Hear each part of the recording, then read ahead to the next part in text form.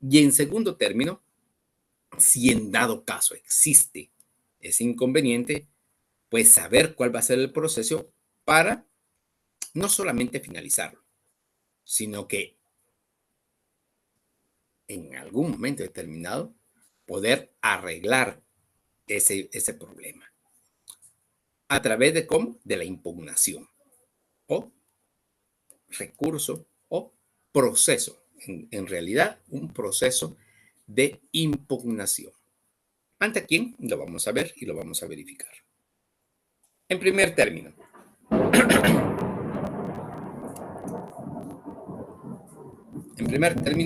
¿qué es la nulidad? Esto, esto es algo especial, esto es algo muy importante. No sé si está lloviendo en toda la ciudad, pero, pero, por lo menos por acá, sí está lloviendo. Sí está lloviendo. Entonces les pido, por favor, jóvenes y señoritas, que si en algún momento determinado se fuera por razón de la luz, por razón del internet, entonces les pido, por favor, que volvamos a reiniciar el proceso y continuamos con la clase. Muy bien. Se entiende por nulidad, jóvenes y señoritas, la ineficacia en un acto jurídico como consecuencia de carecer de las condiciones necesarias para su validez, sean ellas de fondo o de forma, o, como dicen otros autores, vicio que adolece un acto jurídico si se ha realizado con violación u omisión de ciertas formas o requisitos indispensables para considerarlo como válido, como válido. Entonces, jóvenes y señoritas, esto es la nulidad. En primer término, Manuel Osorio, por cierto, de Manuel Osorio. Entonces, en primer término, es la ineficacia en un acto jurídico. Ineficacia en un acto jurídico. ¿Por qué razón? Porque el acto jurídico normalmente es eficaz y causa efectos jurídicos. Pero por ello mismo, a contrario sensu, la nulidad es la ineficacia, o sea, que no es un acto jurídico eficaz, como consecuencia de carecer de las condiciones necesarias para su validez, sin que ellas sean ellas de fondo o de forma. Ya lo vimos la semana pasada, qué se necesita para que un instrumento público, para que una escritura matriz, para que un contrato de compra-venta, propongamos, sea válido. Que el fondo y la forma sean correctos. Pero, diríamos así, eso ya va a depender, eso depende, diríamos así, de cómo está establecido el negocio dentro del instrumento público y si llena las formalidades o requisitos que establece el artículo 29 y que establece también el artículo o los artículos subsiguientes del Código de Notariado. Como dicen otros autores, vicio, vicio, o sea, está viciado el acto jurídico, está viciado el instrumento público, que adolece un acto jurídico si se ha realizado con violación u omisión de ciertas formas o requisitos indispensables para considerarlo como válido. ¿Qué sucede si se omiten forma o fondo? Pues son requisitos indispensables que hacen nulo el documento. ¿Cuáles pueden ser estos? Es que ese es el asunto. O sea, ¿qué es lo qué ejemplos podríamos poner? Podríamos indicar así. Pues, por ejemplo, que no esté debidamente identificada las partes,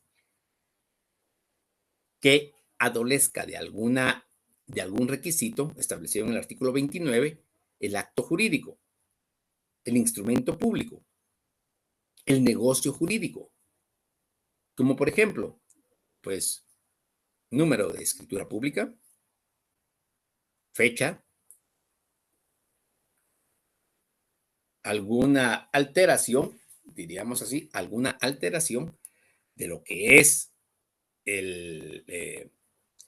la identificación de las partes, por ejemplo, que dentro del instrumento público no se identifique o no se le otorgue o no se verifique la calidad de propietario, que no coincida el bien, o sea, los datos del bien inmueble a vender con el primer testimonio de la escritura pública que nos muestran, que no se cumplan los requisitos o que podríamos decir, el primer testimonio de la escritura pública tenga limitaciones. Está hipotecado, por ejemplo, podría darse, claro que sí. Entonces, jóvenes y señoritas, esto es la nulidad. Hay otra definición de Óscar Salas con respecto a la nulidad. Nos indica, desde el punto de vista notarial, la nulidad se puede definir como la incapacidad de un instrumento público para producir efectos jurídicos, por mediar algún vicio en su contenido o en su parte formal. La nulidad de un instrumento puede ser, pues, de fondo o de forma. La primera, o sea, la nulidad de fondo, se produce cuando aquel es ineficaz porque el acto o contrato que contiene está afectado por un vicio que lo invalida, un vicio del consentimiento. Esta especie de nulidad se rige por las normas referentes a la nulidad de los actos jurídicos en derecho civil. Se denomina también nulidad contractual o negocial. Entonces, ¿por qué razón? Porque hay una nulidad del negocio.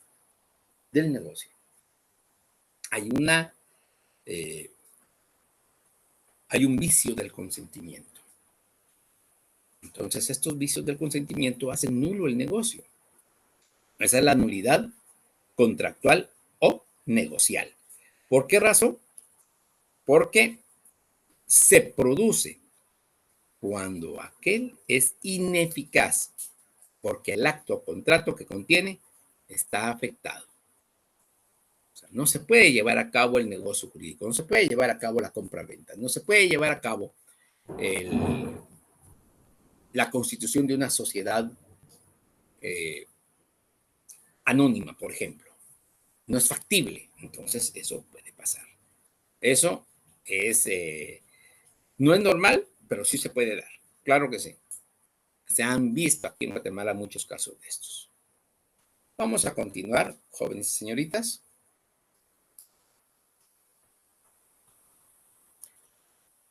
Principios fundamentales. ¿De qué? De la nulidad. De la nulidad. Esto es algo que tenemos que ir verificando, por favor. También podemos decir, además de la nulidad de fondo, también la nulidad de forma o instrumental es la que más interesa al derecho notarial, porque afecta al documento, considerado en sí mismo.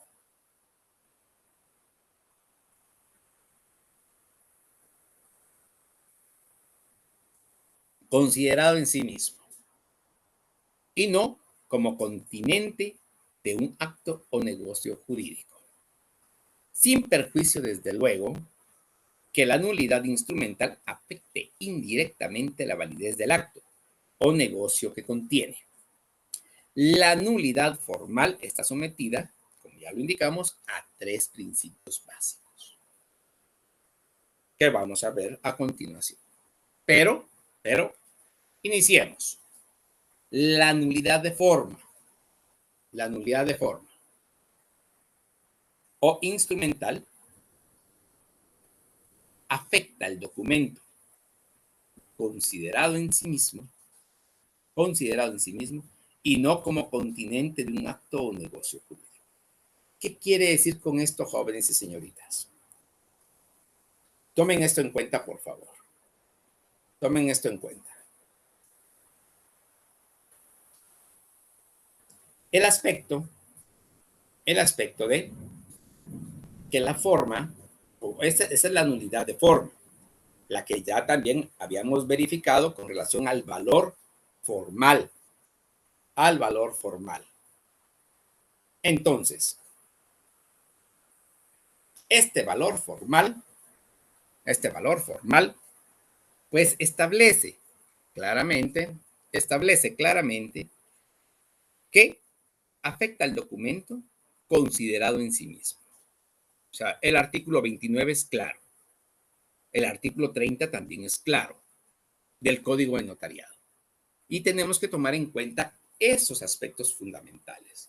Y no podemos dejarlos de realizar, no podemos, diríamos así, no podemos dejar de tomar en cuenta que esos elementos fundamentales y no fundamentales de del instrumento público deben de estar establecidos, deben de estar indicados en lo que es el instrumento público. O sea, no puede faltar ninguno. No puede faltar ninguno. No puede faltar ninguno. Entonces, jóvenes y señoritas, es factible, o sea, no es factible, perdón, que haga falta un solo requisito de lo establecido en el artículo 29 del Código de Notariado. No es factible. Pero la fecha, ¿qué tiene que ver la fecha? Mucho. Tiene que ver mucho la fecha. También podríamos decir la identificación de las partes. Pero ¿cómo va a ser eso que si no le ponemos la edad a alguno de los de las partes, alguno de los requirentes, pues va a hacer nulo el documento, lo puede hacer nulo, lo pueden redarguir de nulidad. No es la persona. Una letra del nombre, del apellido de la persona, de los requirentes, puede hacer nulo, porque no son las personas correspondientes. No son las personas correspondientes. Jóvenes y señoritas, esto es, diríamos así, vital para cada uno de los instrumentos públicos que nosotros, ustedes, futuros profesionales, y a nosotros, notarios, en ejercicio, si realizamos un documento, lo puede hacer nulo. Es,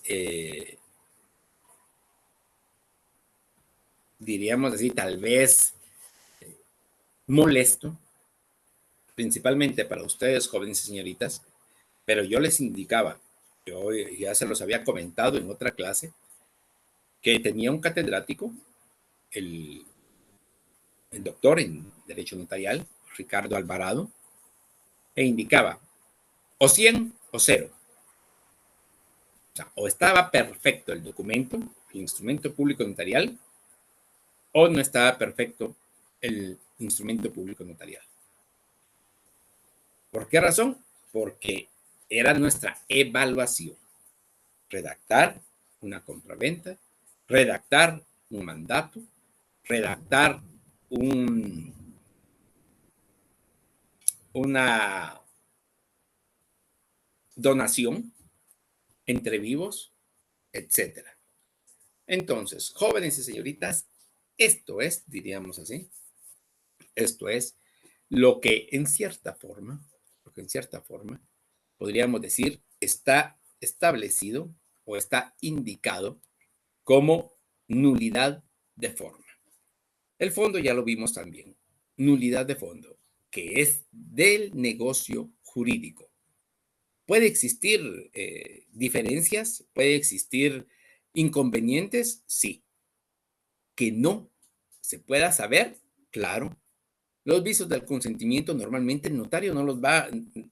Miren, aunque lo preguntara el notario, aunque preguntar al notario, miren, y a usted lo están obligando a realizar esta escritura pública de compra-venta.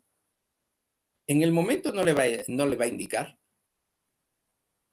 no le va a indicar porque tal vez se encuentra amenazado. Hay violencia, diríamos así. Hay violencia. Puede estar amenazada la persona, pueden tener secuestrado a su familia, qué sé yo, puede ser un montón de situaciones. Inclusive puede existir, diríamos así, situaciones que tal vez ni siquiera la propia persona, compradora o vendedora, lo sepan. En algún momento determinado. Claro que sí, no lo pueden saber. Podríamos decir como un ejemplo, tuve conocimiento que en un mes vendieron 3 veces una misma finca. Probablemente el vendedor sí tenía ese conocimiento porque lo está haciendo 3 veces, pero el comprador no. Y son documentos válidos y el notario nunca lo va a saber. Hasta que llegue el notario a registrar, se encuentra con que ya no es el propietario. O sea, que don Pedro ya no es el propietario, sino que era don Juan. Don Juan se lo vendió a don Luis se lo vendió a doña María, y la actual propietaria es doña María.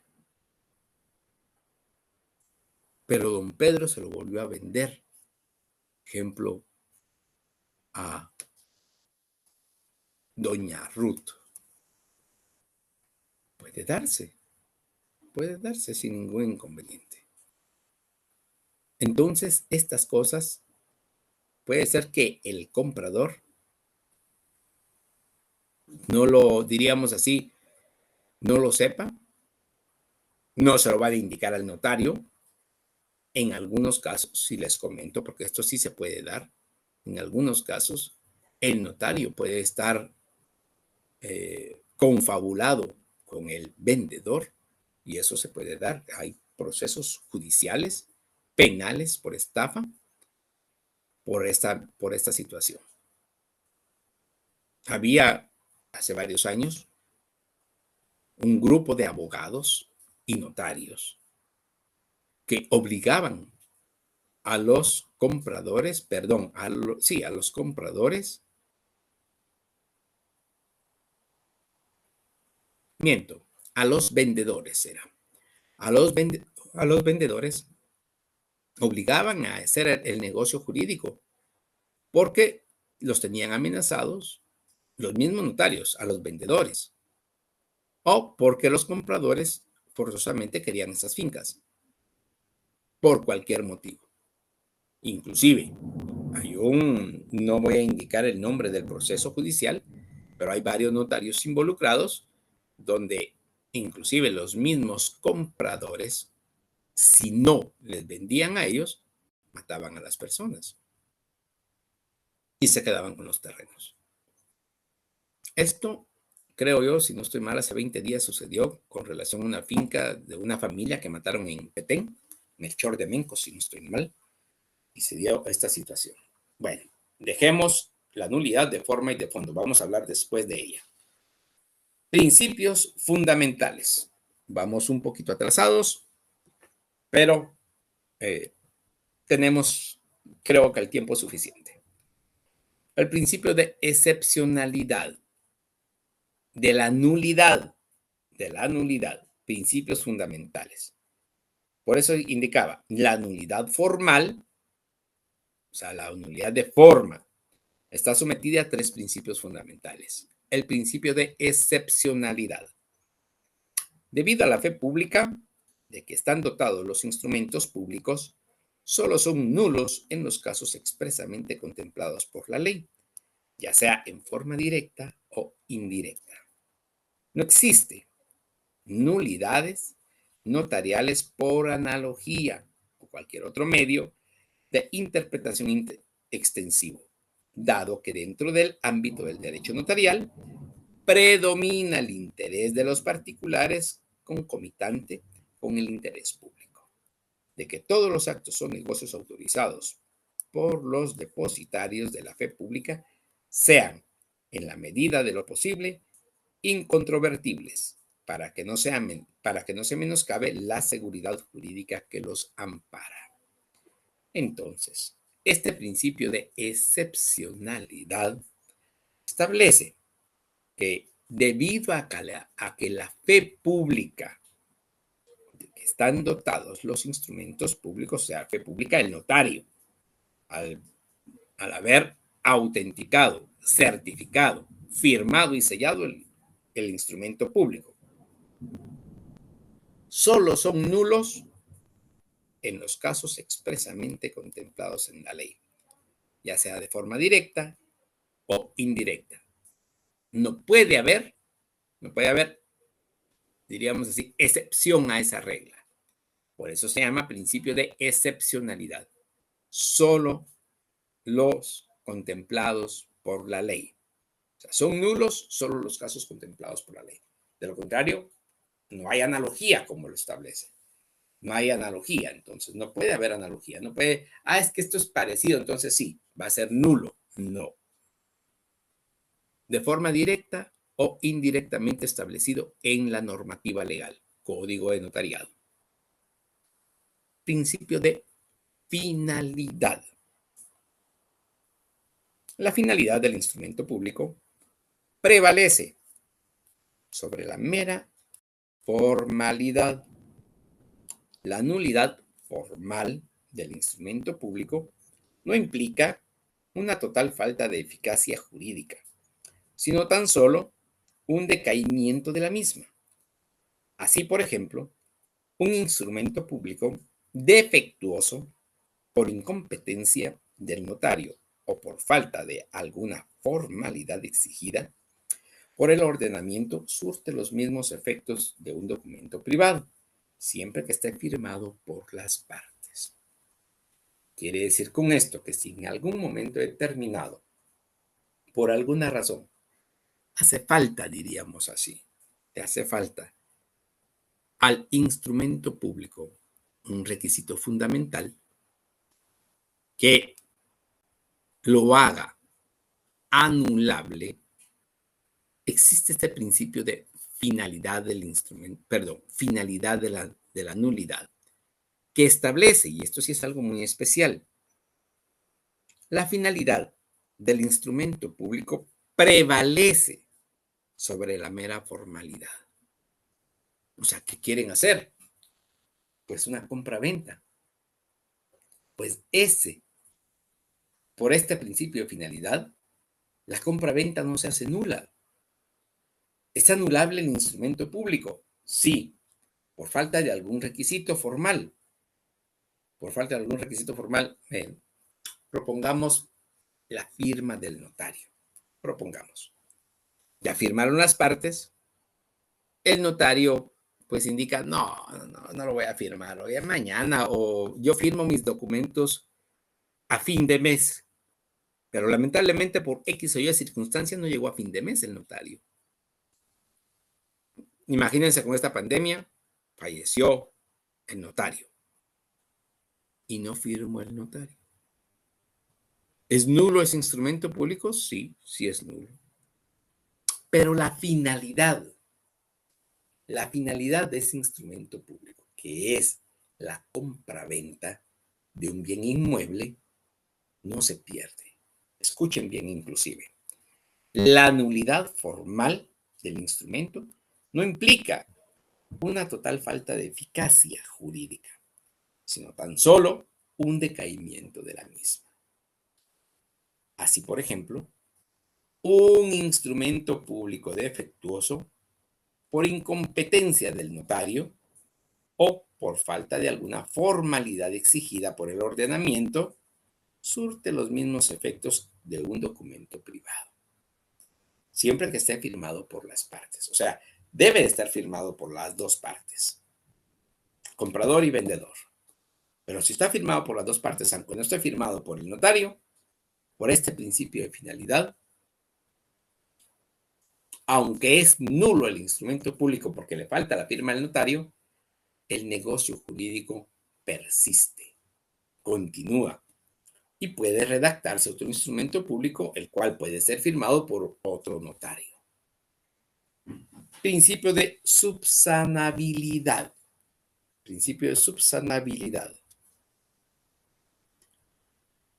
En cuanto a la nulidad de un acto jurídico, es diferente a la subsanabilidad en las omisiones instrumentales. En esta se manifiesta como una consecuencia necesaria del principio de finalidad, porque la finalidad del instrumento público debe prevalecer sobre el simple formalismo de la misma. La subsanabilidad del instrumento puede realizarse con los medios que admite la legislación de cada país. Tal es el caso de las escrituras de ampliación.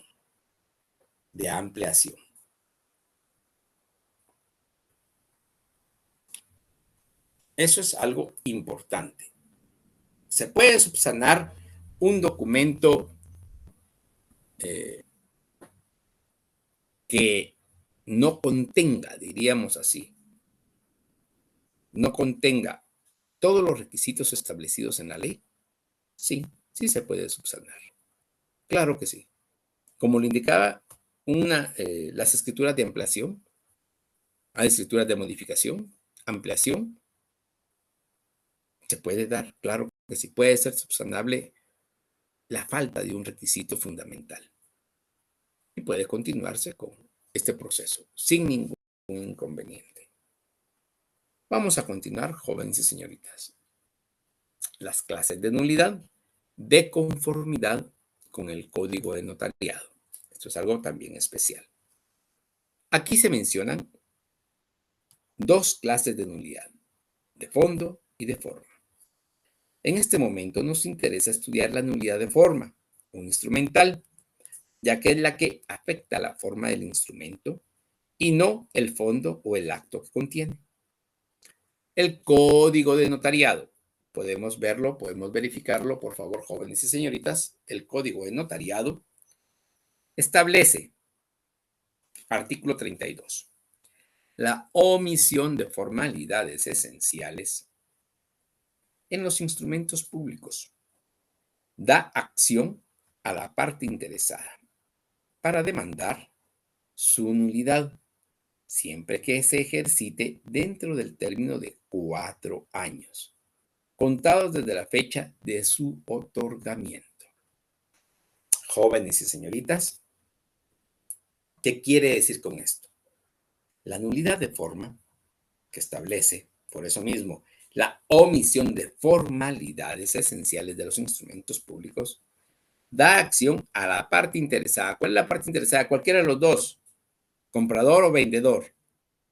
Normalmente es el comprador, el que se percata de esta situación y quiere enmendarlo. Por lo tanto, da acción a la parte interesada para demandar su nulidad, siempre que se ejercite dentro del término de 4 años, contados desde la fecha de su otorgamiento. O sea, se tienen 4 años para manifestar. Aunque, ¿qué sucede si no existe? Si existe esa nulidad, pero no se manifiesta, pues se consiente. ¿Qué quiere decir con eso? O sea, el documento, el instrumento público se consiente. Después de darse a conocer, o después de que se haya firmado y hayan pasado 4 años contados desde la fecha de su otorgamiento. Fue firmado en el año 2018, diríamos así, 19, 20, 21, 22. 4 años. Si pasa al 2023 y ninguna de las dos partes redarguió de nulidad el negocio jurídico, el instrumento público, persiste. Persiste. Por eso mismo indica la omisión de las formalidades esenciales, artículo 29. Da acción a la parte interesada para demandar su nulidad. Redarguirlo de nulidad. O sea, manifestarse. Existe una nulidad y demandarla. Siempre que se ejercite dentro de los términos de los 4 años contados a partir de la fecha de su otorgamiento. Muy bien. El artículo 33. Mientras que la omisión de formalidades no esenciales hace que el notario incurra en una multa de 5 a 50 quetzales según el caso. Artículo 33 del Código de Notariado. Esto diríamos así, esto se hace, diríamos, con la finalidad de si existe, escuchen bien, omisión de formalidades no esenciales. Omisión de formalidades no esenciales. Por ejemplo, el no remitir el testimonio especial al Archivo General de Protocolos. Eso es un requisito no esencial y puede establecerse a través, diríamos así, puede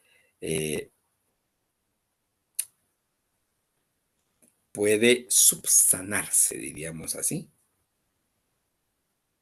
por el pago de una multa de 5 a 50 quetzales, según sea el caso. Las formalidades esenciales reguladas en el artículo 31 son, vamos a verificarlo, por favor, jóvenes y señoritas. Disculpen, estamos previo a, vamos a ver.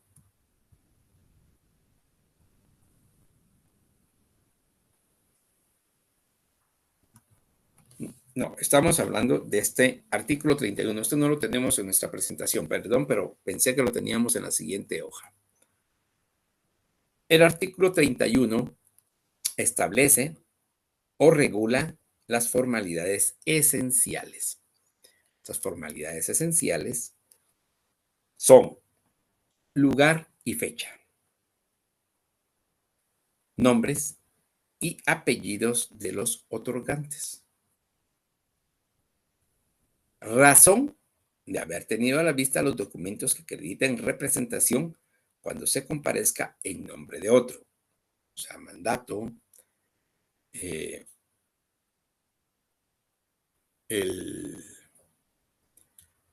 déjenme recordar, disculpen.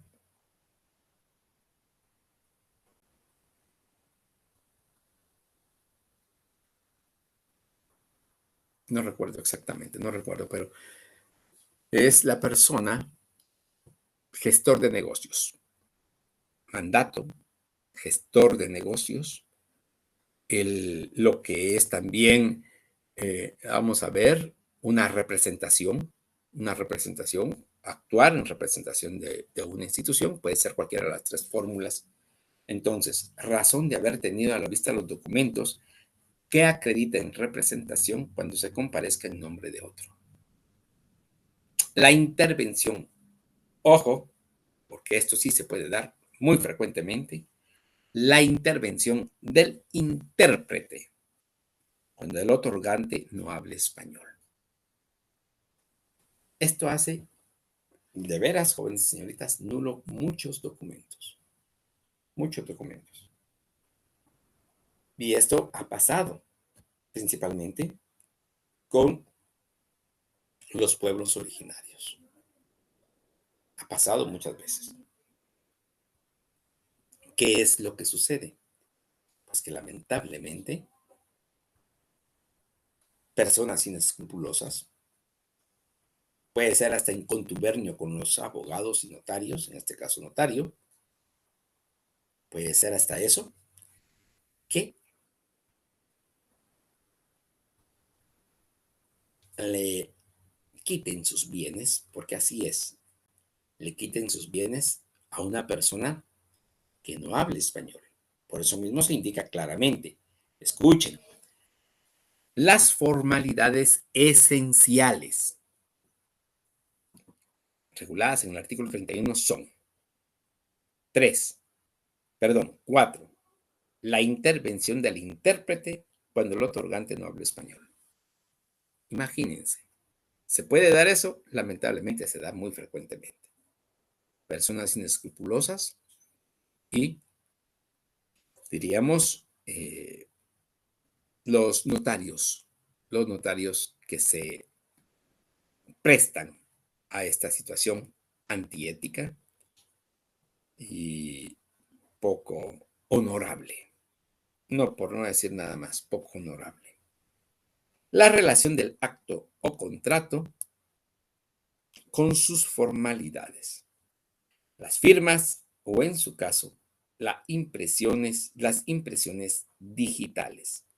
De no cumplirse con alguno de los requisitos anteriores, estamos ante una nulidad de forma o instrumental que tendría que ser demandada. Tendría que ser demandada. Ojo con eso, por favor, jóvenes y señoritas. Muy bien. El artículo 1301 del Código Civil, establece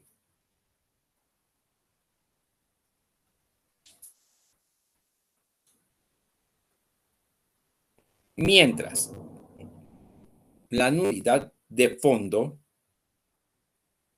está establecida en el Código Civil que regula al establecer una nulidad absoluta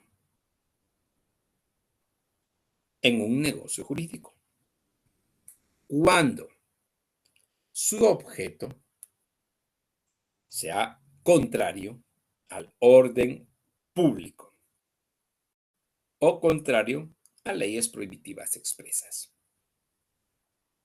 Un negocio ilícito, propongamos así, un negocio ilícito, un negocio que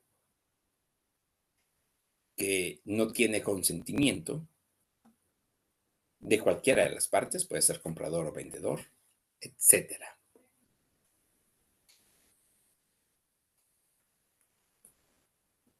También podríamos decir cuando su objeto sea contrario al orden público.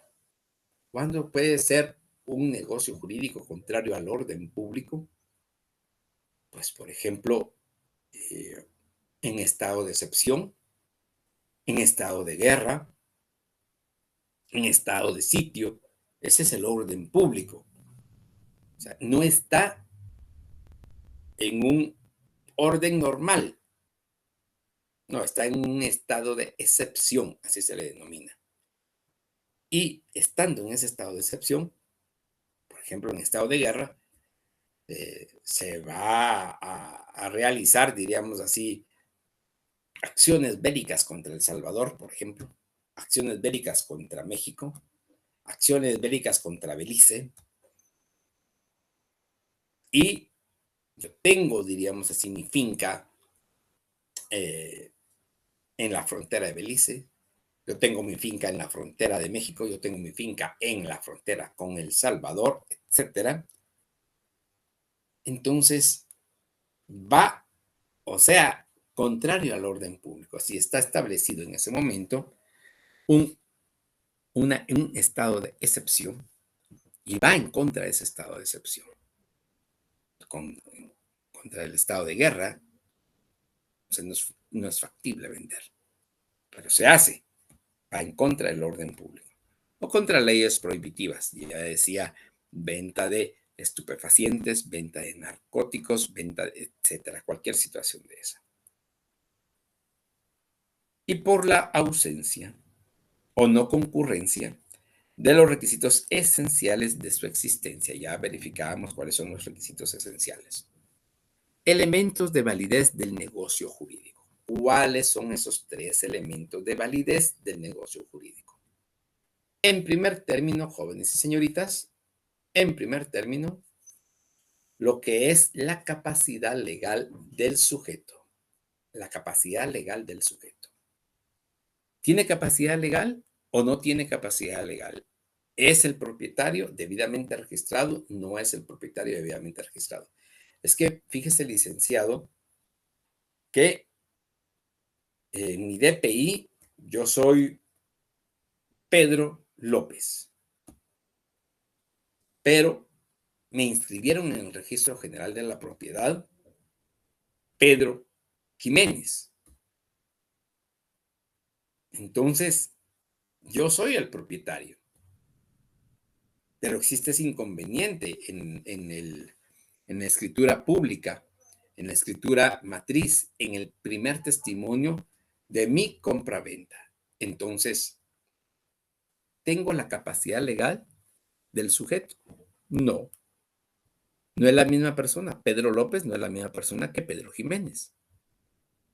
Entonces, se tiene que verificar uno de los elementos básicos del negocio jurídico, la capacidad legal del sujeto. 2, el consentimiento. Ya lo hemos visto desde la semana pasada, inclusive los vicios del consentimiento para establecer que el consentimiento es preponderante, es significativo en la validez del negocio jurídico. O sea, las personas, ambas partes, comprador y vendedor, deben de tener la libertad sin menoscabo, sin ninguna limitación, sin objeto de violencia, sin objeto de amenazas, etcétera, que el consentimiento sea lícito y llano. Quiero vender y yo quiero comprar. El consentimiento lícito y llano. Y para concluir esta parte, la licitud del objeto. Esto sí es algo muy importante. Eso sí es algo muy importante. ¿Por qué razón, jóvenes y señoritas? En realidad, yo se los he puesto como ejemplo, se los he indicado, que hasta siento yo que ustedes, en cierta forma, no creerían esta situación de estos negocios o la licitud del objeto, que el objeto sea lícito del negocio jurídico. No solamente que tenga la capacidad legal, o sea, una persona puede ser propietaria de un bien que tenga en uso de sus facultades volitivas y mentales, otorga el consentimiento para la compraventa, pero en tercer punto, el tercer plazo es la licitud del objeto. La licitud del objeto. Pero mire, yo tengo la capacidad legal de vender. Quiero vender. Tengo el consentimiento. El único problemita que tengo es que lo que quiero vender son, propongamos, 2 quintales de marihuana.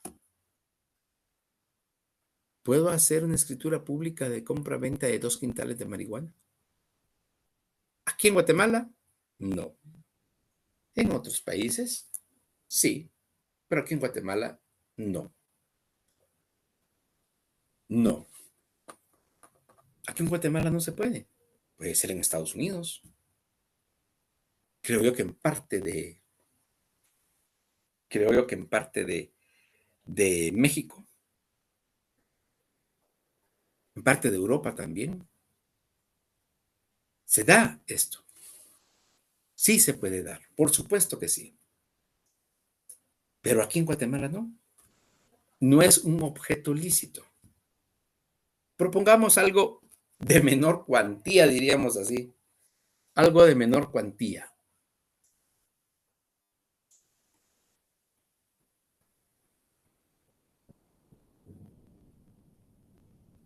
Algo de menor cuantía, jóvenes.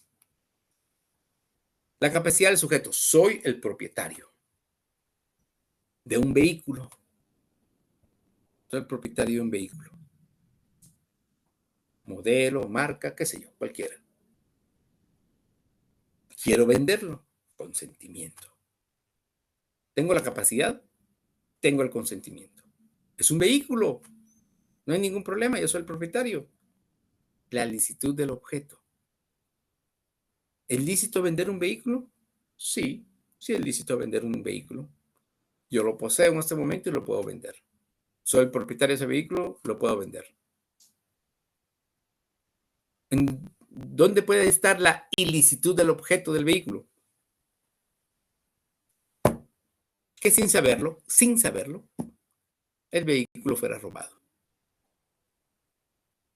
Pero ¿cómo puede ser eso? ¿Eso que me hayan vendido un vehículo robado? Jóvenes y señoritas, lamentablemente sí. Sí se puede dar. Sí se puede dar. Entonces, se los indico claramente. No es, diríamos así, no es por poner ejemplos solo por poner. No, se dan en la vida real. Se dan en la vida real.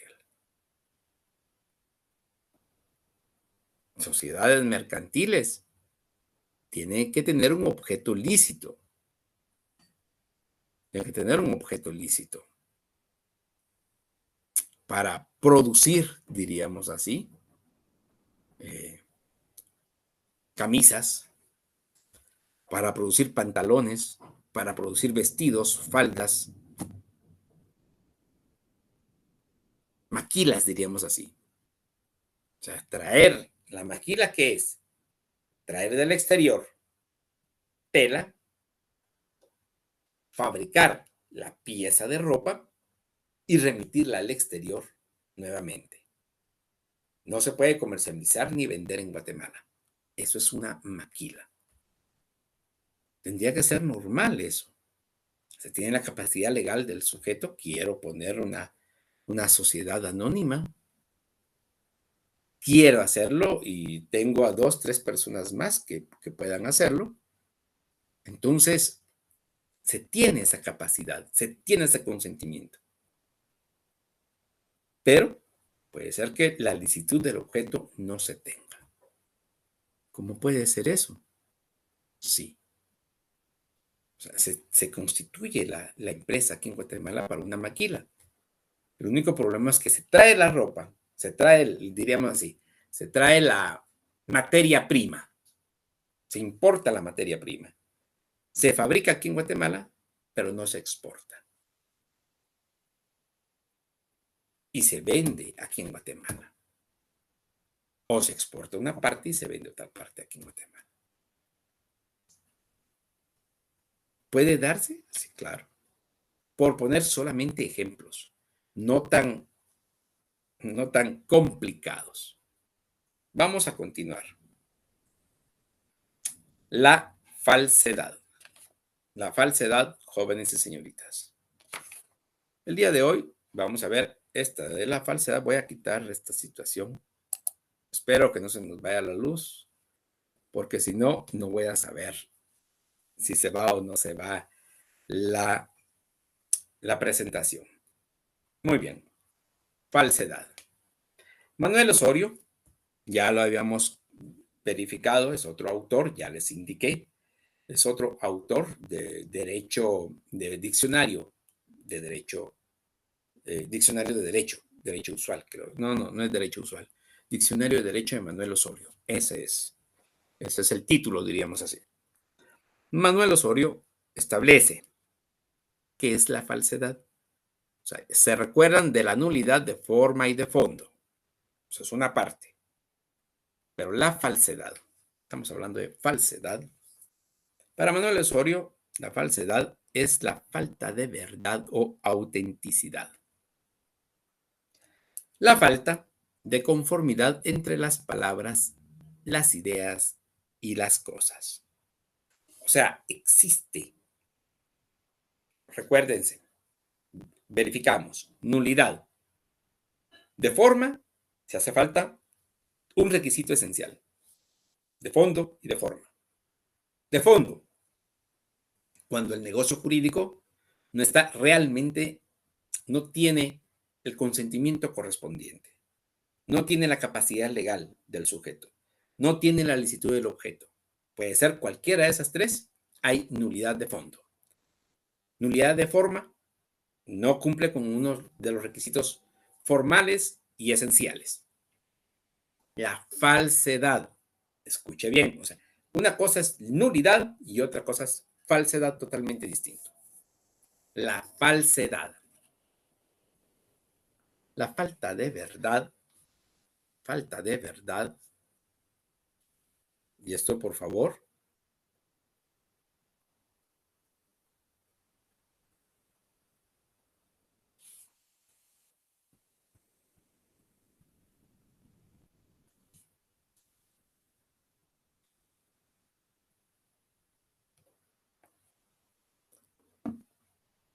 la falta de verdad o autenticidad provoca la falsedad, provoca la falsedad. O sea, allí ya no es de fondo o de forma, existe, existe una falta de verdad. No es el propietario, no está bien identificado el bien, no soy propietario del bien, falta de conformidad entre las palabras, las ideas, las cosas. O sea, no está, diríamos así, no hay una verdad, hay una falta de verdad, hay una falta de verdad. Guillermo Cabanelas también nos indica cualquier mutación, ocultación o desfiguración de la verdad y de la realidad produce la nulidad de los actos jurídicos, según las leyes civiles o sancionada como delito en los códigos penales. Repito, cualquier mutación, o sea, no es real lo que nos están presentando. No es el primer testimonio en la escritura pública. Algo parecido, pero no lo es. Cualquier mutación. Ocultación. No es el bien inmueble. Puede ser otro, pero no está debidamente registrado. O desfiguración de la verdad y de la realidad. Produce la nulidad de los actos jurídicos. Según las leyes civiles o sancionada como delito en los códigos penales. Esto establece Guillermo Cabanelas. En nuestro caso está sancionado en los códigos penales. En nuestro caso es el Código Penal. Código Penal. Allí lo tienen en su diapositiva, jóvenes y señoritas, artículos 321 y 322 del Código Penal. Falsedad material y falsedad ideológica. Lo vamos a ir viendo posteriormente. Aquí lo establece también su diapositiva. Esto es la falsedad. Hay una tercera definición de Oscar Salas.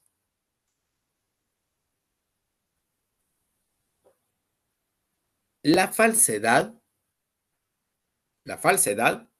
es material cuando consiste en la alteración del contenido real del documento.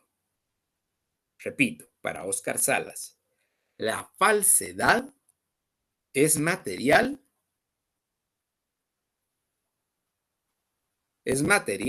cuando consiste en la alteración del contenido real del documento.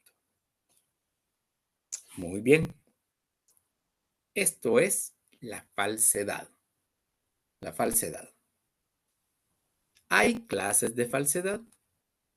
Lo hemos escuchado con anterioridad. Ustedes ya conocen el Código Penal, lo han verificado. Entonces no voy a entrar a conocer, diríamos así, lo que establece el Código Penal. Lo vamos a hacer, diríamos, lo que nos corresponde en el Código de Notariado o de lo que corresponde en lo que es la falsedad del instrumento público. ¿Por qué razón? Porque puede haber falsedad material o ideológica no solamente de un instrumento público, puede ser de otro tipo de falsedad material o ideológica. ¿Cómo así? Sí, puede ser que, y se los indico porque puede darse, jóvenes y señoritas, en su ejercicio profesional. Y uno como notario no se percata de eso. ¿Por qué razón? Solo imagínense, está el instrumento público, está lo que es, diríamos así, está lo que es el, el primer testimonio de la escritura matriz del inmueble que se va a vender. Y está nombre, propongamos, como habíamos dicho, de don Pedro López. Pero viene Pedro Jiménez,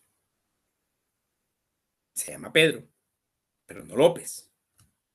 Entonces, falta de verdad o autenticidad, consigue un DPI falsificado. Igualito, pero falsificado. ¿Cómo? Tampoco les voy a indicar ni cómo, ni dónde, ni cómo, ni por qué. Es solamente un ejemplo. Pero propongamos que tiene un DPI falsificado. Se llama Pedro, pero no López.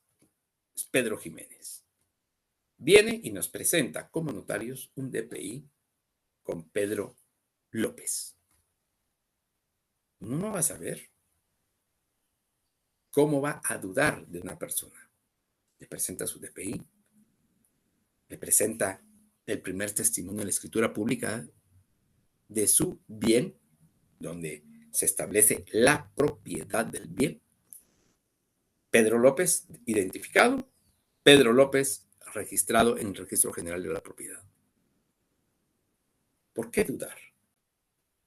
Existe una falsedad. ¿Material? Sí.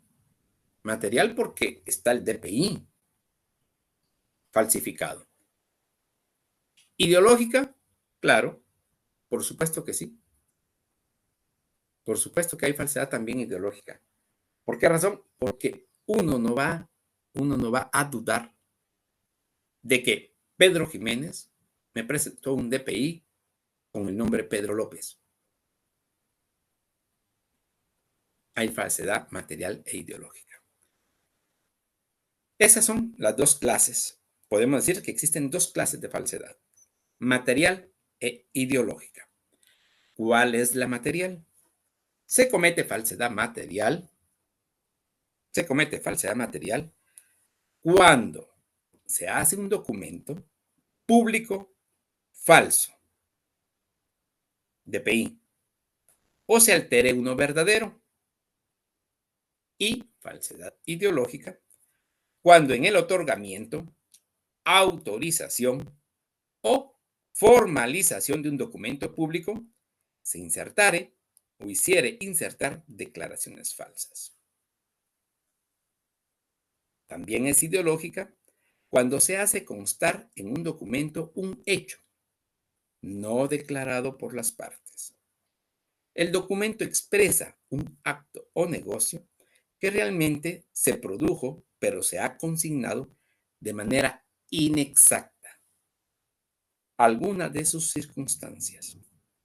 La falsificación de tipo ideológico es privativa de los instrumentos públicos, dado que los documentos privados no requieren de la intervención de ningún funcionario público que los autorice. Entonces, jóvenes y señoritas, primer término, material. Cuando se hace un documento público falso o se altera uno verdadero. Puede ser algún tipo de alteración.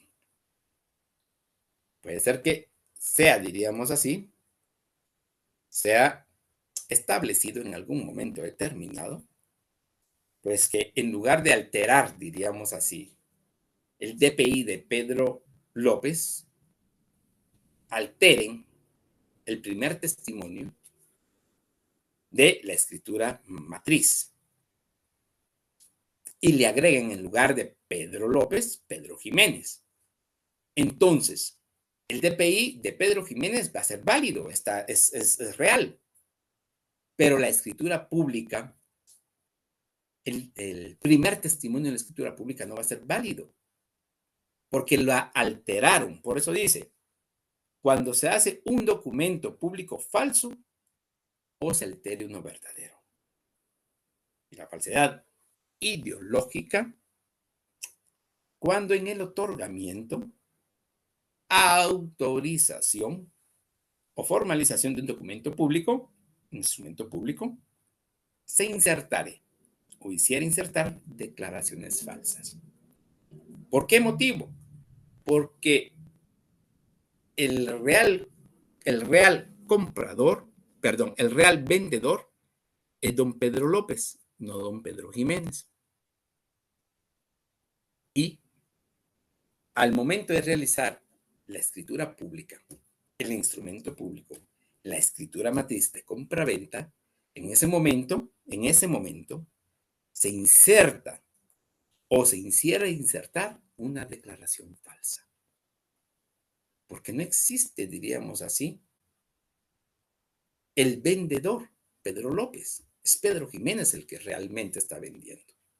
Entonces, eso hace falsedad ideológica. Y material, porque uno de los dos documentos será falso. Esto está penado por la ley penal en los artículos 321 y 322 del Código Penal. Muy bien, jóvenes y señoritas, vamos a ir concluyendo nuestro tema el día de hoy. Vamos a ir concluyendo con el planteamiento de la nulidad. Este es el último punto que vamos a tocar el día de hoy. Además de ello, jóvenes y señoritas, en nuestro último punto de nuestra clase. Con este punto número 5 de lo que es, diríamos así, el instrumento público, vamos a dar por concluido nuestro tema el día de hoy y nuestra clase. Espero, de veras, jóvenes y señoritas, que les sirva de algo. Que no, diríamos, sea una clase más, sino que en realidad les pueda servir en su ejercicio profesional. Se trató de desarrollar todos los temas de nuestro pensum de estudio, sin faltar uno.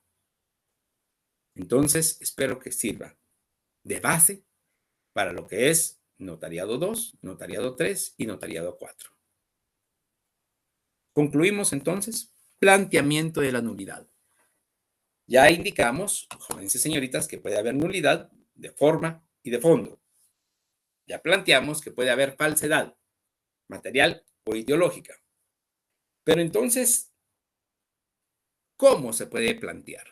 O sea, si existe, ¿cómo se puede plantear? ¿Qué es lo que diríamos así? En algún momento determinado tenemos que hacer. Usted, notario o notaria. En la práctica forense guatemalteca, siempre da dificultad el planteamiento de la nulidad, ya que si lo que sí se ataca es el instrumento, debe dársele intervención, debe darse intervención al notario.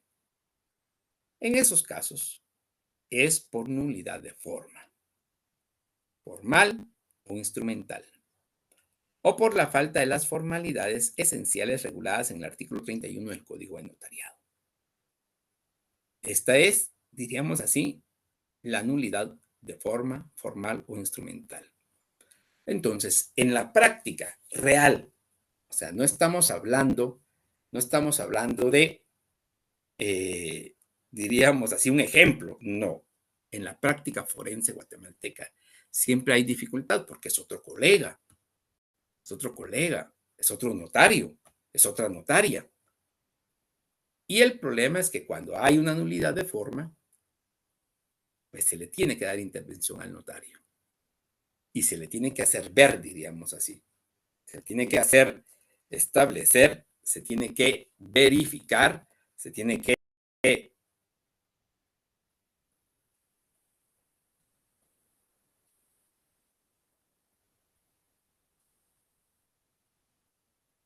se tiene que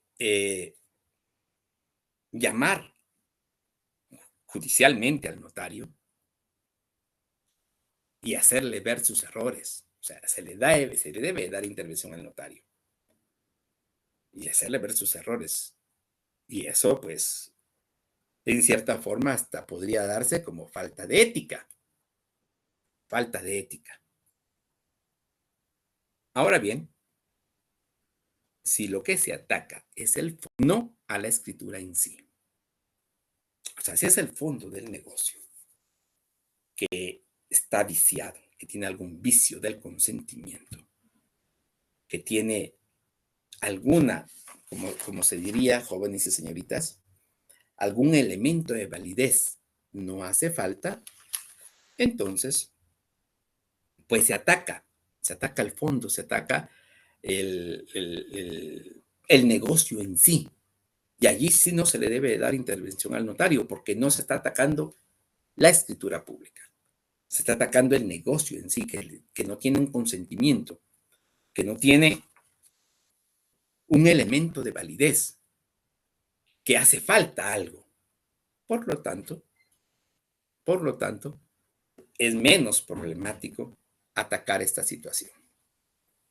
En las demandas y algunas veces en las resoluciones se confunde la nulidad de la escritura con la nulidad del negocio en ella contenida. Vale mencionar la conclusión del licenciado Erwin Lobos Ríos en el trabajo La acción de la nulidad del instrumento público notarial y la jurisprudencia guatemalteca, que establece que la escritura y el negocio no son forzosamente una unidad. No son forzosamente una unidad. O sea, ¿qué quiere decir con esto? La escritura es aparte. Los requisitos formales y esenciales son aparte. El negocio jurídico inserto, el negocio jurídico establecido, el negocio jurídico realizado en la escritura pública es totalmente distinto. Es totalmente distinto.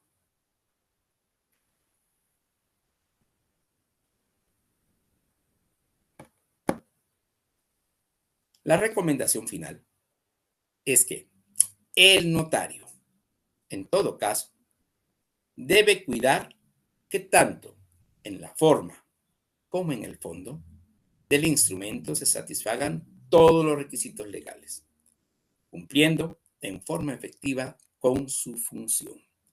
¿Cuál es la función? La función notarial, que ya lo hemos platicado también con ustedes, jóvenes y señoritas. Muy bien, vamos a concluir nuestro tema el día de hoy con las preguntas de la semana número 16. 1. ¿Es la ineficacia de un acto jurídico como consecuencia de carecer de las condiciones necesarias para su validez? 2. Es un principio fundamental que está sometido a la nulidad formal. 3. Es un elemento para la validez de un negocio jurídico. 4. Es la falsedad que se da cuando se hace un documento público falso o se altere uno verdadero. 5. ¿Cómo se denomina a la nulidad que se plantea cuando se refiere al negocio o contrato contenido en la escritura? Jóvenes y señoritas, les recuerdo que tienen que ingresar a la página de la universidad, a lo que tiene establecido la semana número 15 para evaluar la mejor calidad académica de las clases virtuales. Por favor, jóvenes y señoritas, para que no se les olvide y así poder hacer la evaluación correspondiente. Agradezco mucho la atención prestada a este curso. De veras fue un honor. De veras fue un honor darles clase. Lamentablemente no los pude conocer. Espero que en algún momento, ya ahorita que vamos saliendo de la pandemia, podamos conocernos físicamente. Muy buena tarde, buen provecho para los que no han almorzado.